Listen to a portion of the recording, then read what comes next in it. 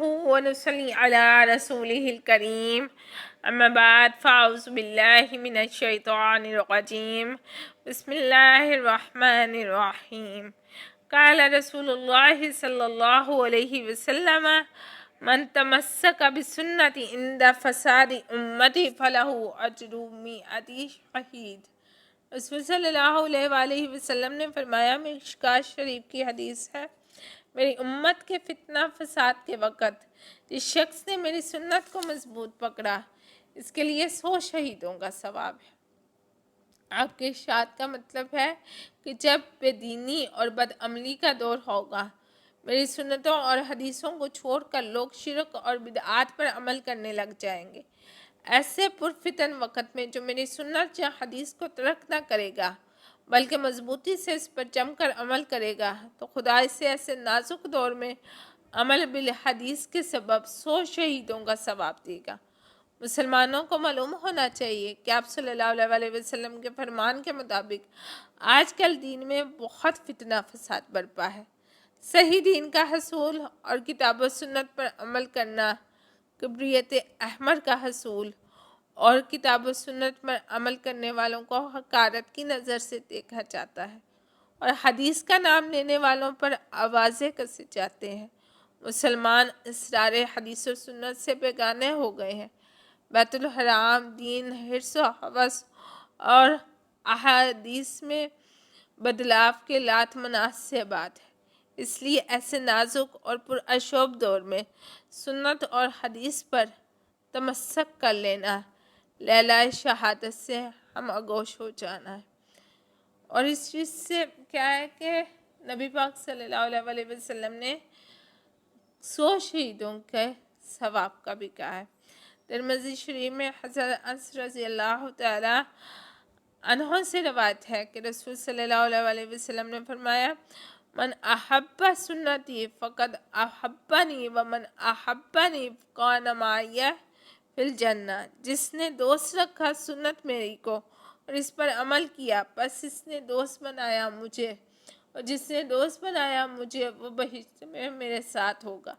تو اس حدیث سے ثابت کیا ہوتا ہے کہ رسول اللہ صلی اللہ علیہ وآلہ وسلم کے قول اور فعل سے محبت کرنا اور عمل میں لانا قیامت کو آپ صلی اللہ علیہ وسلم کی رفاقت کا موجب ہے۔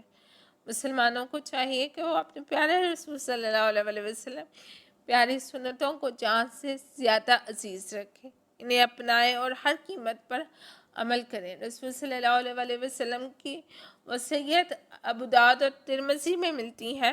ارباز بن سواریہ رضی اللہ تعالی عنہ روایت کرتے ہیں کہ انہوں نے کہا کہ ایک دن رسول اللہ صلی اللہ علیہ وسلم نے ہم کو نماز پڑھائی، پھر آپ ہماری طرف متوجہ ہوئے اور ایک بلیغ یعنی محسن نصیحت فرمائی۔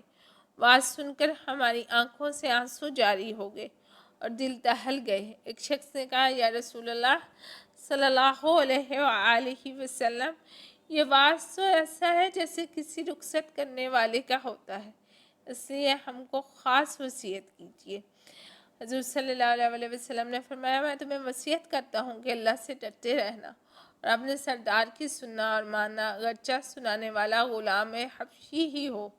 میرے بعد جو تم میں سے زندہ رہے گا وہ سخت اختلافات دیکھے گا، یعنی بندگان حرص اور دین میں اختلافات پیدا کر دیں گے۔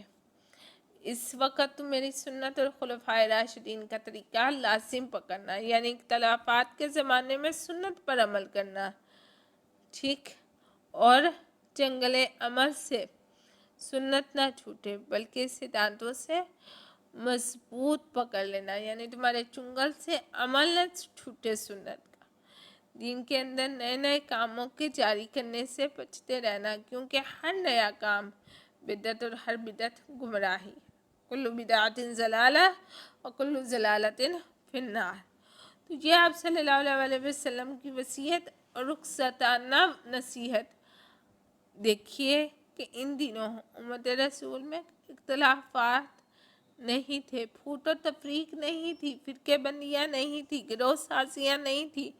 یاد رکھیں، انہی فتنوں اور بیماریوں کو مد نظر رکھتے ہوئے نبی پاک صلی اللہ علیہ وسلم کی اسوہ حسنہ اور سنت پاک میں پیروی کرنی ہے۔ اس وقت یہ سب کچھ نہیں تھا، لیکن آپ نے الرٹ کیا کہ آئندہ کبھی ایسا ہو تو تم نے سنت کو پکڑنا ہے اور سنت کی پیروی کیوں ناگزیر ہے۔ تو واضح ہو کہ اصل متاع صرف اللہ تعالیٰ ہے، اسی کا حکم اور اطاعت بندوں پر واجب ہے۔